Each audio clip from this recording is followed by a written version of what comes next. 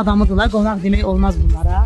Ruslan yaxın qohumumuzdur və Hacı da ki, mənim neçə illərdir bilirsiniz ki, sənət dostumuzdur. Artıq necə deyərlər, sənət dostu niyə görə edirəm? O qədər incə sənətə, yəni ki, bilirsiniz də diqqət, mən də Hacının işinə o qədər hörmət, izzət, belə.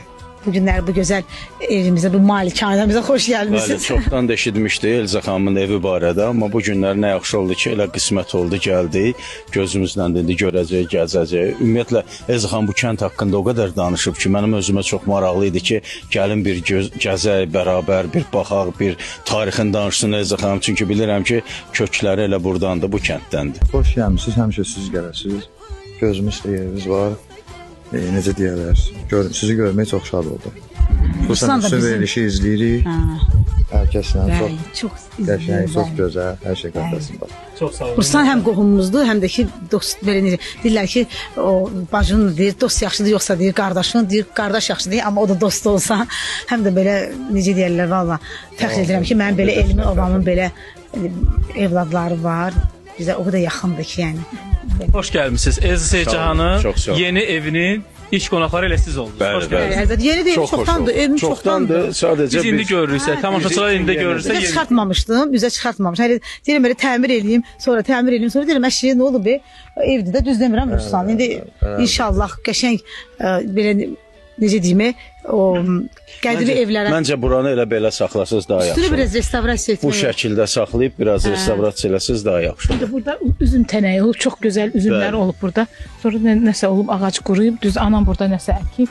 Hə, baxın. Çünki burada dəbdəbəli bir ev tiksəz, artıq o yaramayacaq. Yəni elə bu belə bu şəkildə qalıb, restavrasiya olunsa gözəl bir şəkildə. Dəbdəbəli ev olsa mən gəlmərəm ki bura. Mən bu evə görə gəlirəm elə. Çünki mən belə evlərin aşiqiyəm. Bu yaxında Rasimə bacından Üzeyir Hacıbəyli ev muzeyinə getmişdik, yadındadır nasıl? Mən olmuşam axı Şuşada Üzeyir Hacıbəylinin ev muzeyində. Bax, inanırsınız, o çərhövüzü, evi belə. Yəni bacım belə şəhərdə də məndə Şamil Əzizbəyev 107-də yaşayıram. Biraz yuxarıda Üzeyir Hacıbəylinin ev muzeyi. Rasimə bu evdə mən Şuşada olmuşam, bacıma göstərib. Deyir, sənin o kənddəki evi buna oxşayır, deyir. Deyir, Allah məni necə. Mənim Dilarə Əliyeva küçəsində mənim bir otaqlı evim var idi Ruslan. Balaca da. Mən orada deyirdim, rayalım, uşaqlar balacaydılar, mahnı bəstələyirdim. Bir də görsən ki, bunlar görür, yuxuları gəlirdi. Evə bir, məsələn, məşqə bir müğənni gəlirdi, axır evdə qonaq olurdu. Gedirlər, rayalın altında yatırdılar. Sonra qonaqlar gedəndən sonra bunların yerlərini açırdım. O qədər balacaydı ki, açırdım, məsələn, divarın içindən yorğan döşəyə çıxardırdım, yerimizi sərdim. Onları belə çəkirdim, qoyurdum yerlərinə. Və Vaqif Mustafazadənin ev muzeyinə getdim, içəri şəhərdə. Gördüm, belə mənim qaldığım ev boyda onun öz evi oldu. İnanırsan, Həci.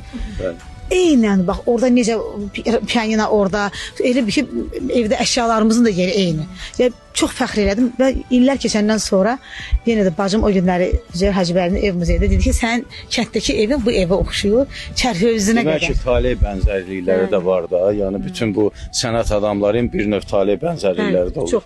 Mən arzu edirəm ki, bu oranı təmir edin, burada çoxlu tədbirlər olsun, təqdimatlar olsun. Ona görə gözəl konsert gözəl yolumuz olsun. Bəli, inşallah o gün olsun, burada gözəl bir konsert. Mənim layihəm var da, onu istəyirəm, heyvanlarla bağlı layihəmi burada eləmək istəyirəm. Restavrasiyada